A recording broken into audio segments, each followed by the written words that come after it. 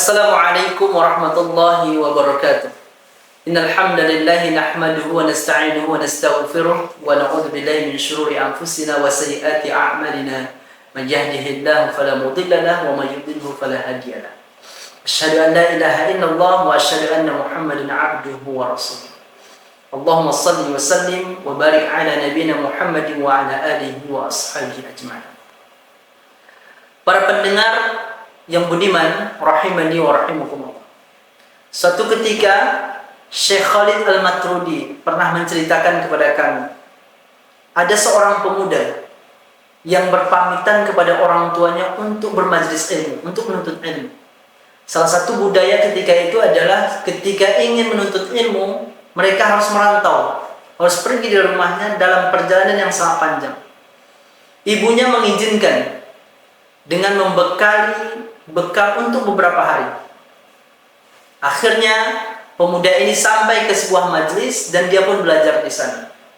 Belajar dan terus belajar sampai beberapa hari kemudian bekalnya habis. Bekal yang dibuatkan oleh ibunya habis. Dia tahankan 1 hari, tak makan. Dia langsung belajar, tapi di hari kedua dia sudah nggak tahan.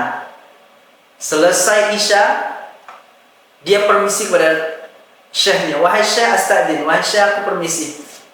Dikira syekhnya mau ke toilet. Rupanya pendengar yang budiman, dia pergi dari majelis ilmu itu untuk mencari makanan. Dia cari makanan, dia keliling dari samping masjid itu, mulai menelusuri jalan. Dia lihat pohon tak ada buahnya. Tiba-tiba dia melihat satu rumah kosong, gelap. Tanpa berpikir panjang, dia langsung membuka pintunya dan kebetulan tidak terkunci. Karena saking laparnya, dia langsung pergi ke ruang makan. Kemudian dibukanya lemari makan. Di lemari makan itu ada satu makanan yang mungkin kalau bahasa Medan ini lontong. Ada satu makanan berbungkus daun, bentuknya panjang. Dia buka dan dia gigit. Ketika dia kunyah makanan itu, di saat dia lapar-laparnya, dia teringat akan Allah Subhanahu wa ta'ala. Dia teringat dengan ajat Allah Subhanahu wa ta'ala. Apa yang dia ada dalam hatinya? Ya Allah, cuma hanya karena satu gigitan ini nanti aku mendapatkan ajatmu. Aku enggak mau, ya Allah. Dikeluarkannya dari mulutnya, dia pergi lagi ke majelis ilmu. Dia tahankan lapar di majelis ilmu. Tiba-tiba, Masya Allah, ada seorang janda. Dia bilang sama saya, wahai syekh, saya adalah janda. Suami saya sudah meninggal beberapa bulan yang lalu. Masa iddah saya sudah selesai. Saya ditinggal oleh suami saya rumah, tempat tinggal, dan ada usaha. Tolong pilihkan salah satu muridmu untuk menikah dengan saya. Semua murid ketika itu pasang badan, kecuali satu pemuda yang kelaparan. Nah, di pemirsa, orang kelaparan tidak selera dengan janda. Tiba-tiba dilihat oleh syekh, dibilang sama syekh, wahai pemuda yang sedang kelaparan tadi, nikahi dia. Dia pun terkejut. Ya syekh, tidak ada kata lain. Silahkan nikahi dia. Gak lama mereka dinikahkan. Para pendengar yang budiman, apa kata wanita ini? Wahai abang, kau dah jadi suamiku, engkau mau apa sekarang? Kata pemuda ini, saya lapar, saya mau makan. Ayo kita ke rumah, saya sudah punya rumah, ada makanan di rumah. Dibawa ke rumahnya, begitu dibuka pintunya, kata pemuda ini, kayaknya aku kenal dengan rumah ini.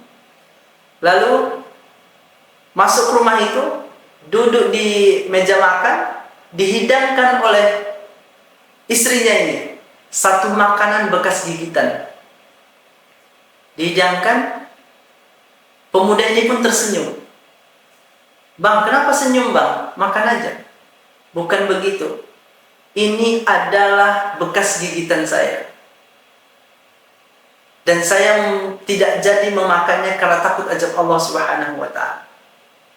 Ternyata benar kata Rasulullah SAW, man taraka syai'an lillah awadahu Allahu khairan minhu. Siapa saja yang meninggalkan sesuatu karena Allah, Allah akan ganti dengan yang lebih baik. Bukan hanya makanan saja yang Allah kasih, tapi yang buat makanan pun Allah kasihkan. Nah, para pendengar yang dimuliakan Allah Subhanahu wa taala, bulan puasa, bulan Ramadan ada bulan yang mewajibkan kita untuk berpuasa. Kenapa puasa bisa mengantarkan kita kepada ketakwaan? Karena di saat kita berpuasa, kita mampu meninggalkan sesuatu yang dilarang oleh Allah karena Allah. Bahwa kunci ketakwaan itu adalah ketika kita mampu meninggalkan sesuatu yang dilarang oleh Allah karena takut azab Allah.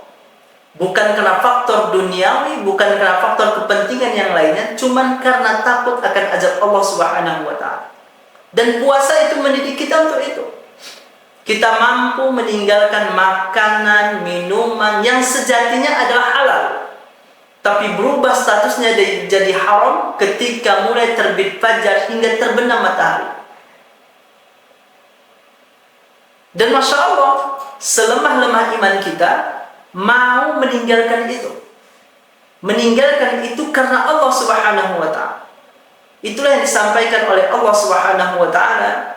Sesungguhnya semua amalan Ibnu Adam diberikan ganjarannya 70 kali lipat kecuali puasa. Puasa itu untukku dan aku yang memberikan ganjarannya. Kenapa? Karena mereka meninggalkan makanannya, minumannya, syahwatnya karena aku. Ternyata suatu hal yang sangat luar biasa dari ibadah puasa adalah mendidik kita untuk ikhlas kepada Allah Subhanahu wa ta'ala. Ikhlas bukan hanya ketika melakukan apa yang Allah perintahkan, tapi ikhlas dalam meninggalkan sesuatu yang Allah larang. Ikhlas meninggalkan sesuatu yang Allah larang, itu maknanya adalah meninggalkan yang Allah larang karena takut akan azab Allah. Dan puasa mendidik kita untuk itu. Maka pantaslah puasa bisa menghantarkan kita menjadi insan-insan yang bertakwa. Karena orang bertakwa itu adalah orang yang mampu melakukan sesuatu karena Allah dan meninggalkan sesuatu juga karena Allah. Dan ingat, kisah yang awal tadi menunjukkan bahwa ketika kita meninggalkan sesuatu yang dilarang oleh Allah karena Allah, maka Allah akan ganti dengan yang lebih baik. Lebih baik bagi Allah, lebih baik bagi kita. Wabillahi taufiq wal hidayah. Nun wal qalam wa yasturun. Wassalamualaikum warahmatullahi wabarakatuh.